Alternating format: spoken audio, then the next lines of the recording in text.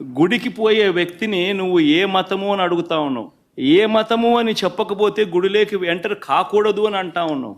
Secular దేశం అని చెప్పుకుంటా ఉన్నాం. ముఖ్యమంత్రిగా పరిపాలన చేసిన వ్యక్తి పరిస్థితి ఇదే అయితే ఇక ఆ దళితుల పరిస్థితి ఏమిటి?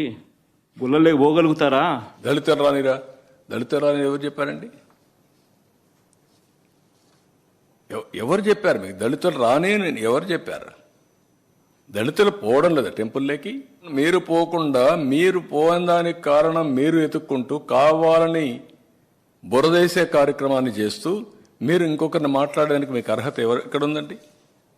Why you are talking all? ఈరోజు తిరుమల తిరుపతి దేవస్థానానికి నేను రాకూడదట, పోకూడదట. కారణం ఏమిటంటే నా మతమట. నేను అడుగుతా ఉన్నా, నా మతం ఏమిటి, నా మతం ఏమిటి అని అడుగుతా ఉన్నారు. అవును,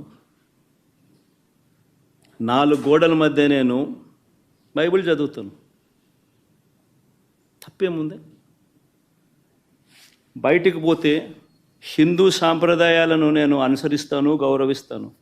బయటికి పోతే ఇస్లాంను అనుసరిస్తాను, గౌరవిస్తాను. బయటికి పోతే సిక్కిజంను అనుసరిస్తాను, సిక్కిజంను నేను గౌరవిస్తాను. నా మతం ఏమిటని అడుగుతా ఉన్నారు. నా మతం మానవత్వం. డిక్లరేషన్లో రాసుకుంటానేమో రాసుకుంటా. నేను 4 గోడల మధ్య బైబిల్ ప్రాక్టీస్ చేస్తానని, బయటకు వెళ్తే హిందూ మతాన్ని గౌరవిస్తానని. గుడ్. గౌరవించడం అంటే ఏంటి? ఆ టెంపుల్కి పోయినప్పుడు ఆ టెంపుల్లో ఉండే సాంప్రదాయాల్ని పాటించడం, అక్కడుండే ఆచారాల్ని అమలు చేయడం, ఆ నియమాల్ని నిబంధనల్ని తప్పకుండా ఉల్లంఘించకుండా పాటించడం అంటే మీరు వేరే మతాల్ని గౌరవించినట్టు. అట్లా కాకుండా నేను ఎప్పుడు ఇంతవరకు ఎవరు అడగలేదు, ఇప్పుడు ఎవరు అడుగుతారు నన్ను? ఇది కరెక్ట్ కాదు. చంద్రబాబు నాయుడు హయాంలో నెయ్యి ఏ రేటుకు కొన్నారు? 276 రూపాయలు 2015లో కొన్నారు, టెండర్ల ద్వారానే. 2019 జనవరిలో, అంటే ఆయన చివరి దాంట్లో 324 రూపాయలకు కొన్నారు. మన అడేటప్పుడు ఇక్కడ 320 కొంటే తప్పేముందయా? ఉన్న రేట్ అది. వాళ్ళు టెండర్లలో వాళ్ళు కోట్ చేసినారు, L1 కింద ఎవడైతే వాళ్ళకి ఇచ్చినారు. ఏం తప్పు జరుగుతూ ఉంది? నీ హయాం అంతా ఇదే రేట్లతోనే జరిగాయి, కొనుగోలు చేశారు. మరి ఇప్పుడు కూడా అదే రేట్లతోనే కొనుగోలు జరుగుతూ ఉంది. అంటే మీ పీరియడ్లో ఈ మార్గ జరిగింది, పలాని కాంట్రాక్టర్కి ఇచ్చారు, 319 రూపాయలకు గీకిచ్చారు, నాసిరకం గీ వచ్చింది అని అంటే ఏ విధంగా మీరు సమాధానం చెప్పాలండి? నేను అడుగుతున్నా, ఎందుకు కండిషన్స్ అన్ని మార్చారండి? టెండర్ పిలవడానికి ఎందుకు కండిషన్స్ మార్చారో సమాధానం చెప్పండి.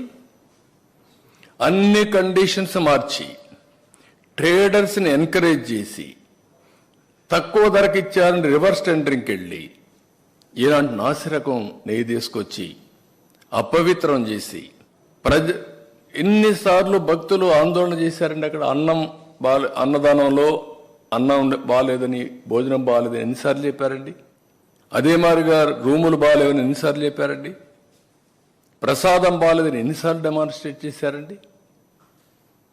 అలాంటి నాసిరకమైనటువంటి పదార్థాలను వాడి ఇలాంటి తప్పుడు పనులు చేసి ఇప్పుడు మాట్లాడుతూ ఇవన్నీ కూడా ఈవో చెప్పలేదు, రిపోర్ట్లు లేవు, నేను మాట్లాడాను. ఒక టాపిక్ డైవర్ట్ చేయడం కోసం చంద్రబాబు నాయుడు చేసిన తప్పును కప్పిపుచ్చుకునేందుకు